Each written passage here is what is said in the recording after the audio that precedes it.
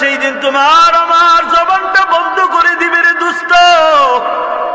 ওরে আমার পর্দার আড়ালের আম্মা জানেরা, জবানটা বন্ধ হয়ে যাবে।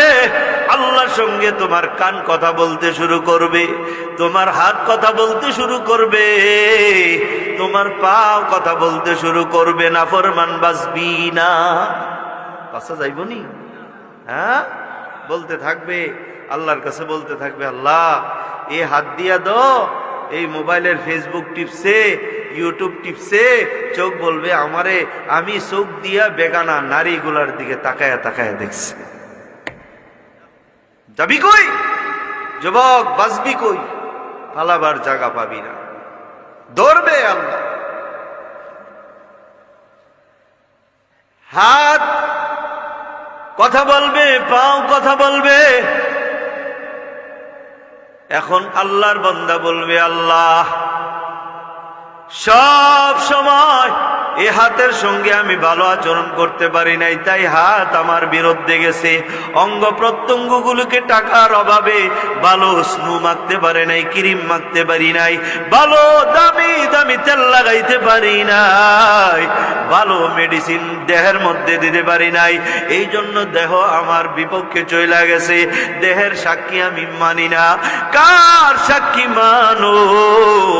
আল্লাহর বান্দা বলবে, এই জমিন যদি আজকে তোমার সঙ্গে কথা বলে, যেই জমিনে বাস করতাম, কুরাখালের জমিন, তালতলার জমিন আইসা আমার বিরুদ্ধে যদি বলে, আমি মাইনা নিব। এই আল্লাহর বান্দা মনে মনে ভাববে, জমিন তো কোনোদিন কথা কয় নাই, জমিনের কত লাথি দিলাম, জমিনের কত কোবাইলাম, জমিনের কত পেক বানাইলাম, কাদা বানাইলাম, জমিন তো প্রতিবাদ করে নাই কোনোদিন আমার সঙ্গে। সে আমার প্রতিবাদ করে নাই, আমার সঙ্গে সে ঝগড়াঝাটিও করে নাই।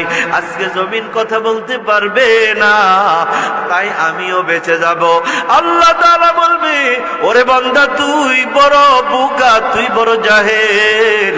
আমি আল্লাহর কালাম পরশ নাই, আমি আল্লাহ কালামে আনে অনেক আগে জানাই দিছি, হাসরের ময়দানে জমিনও আমি আল্লাহর সঙ্গে কথা বলবে। ইয়াউমাইদিন তুহাদ্দিসু আখবারাহা, জমিন সেদিন তার খবর বইলা দিবে। জমিন তোমার গুনার কথাগুলো আল্লাহরে শোনায় দিবে। এই জমিন তোমার গোপনীয় গুনার কথা শোনায় দিবে, প্রকাশ্য গুনার কথা শোনায় দিবে। এই জমিন তো কোনোদিন জমিনের বাইরে যাইয়া তুমি গুনার কাজ করতে পারো নাই। এ রাতে করো জমিনের উপরেই করছ, দিনের বেলা করলো জমিনের উপরেই করছ, ঘরের ভিতর করলেও ঘর তো জমিন। ওরে আমার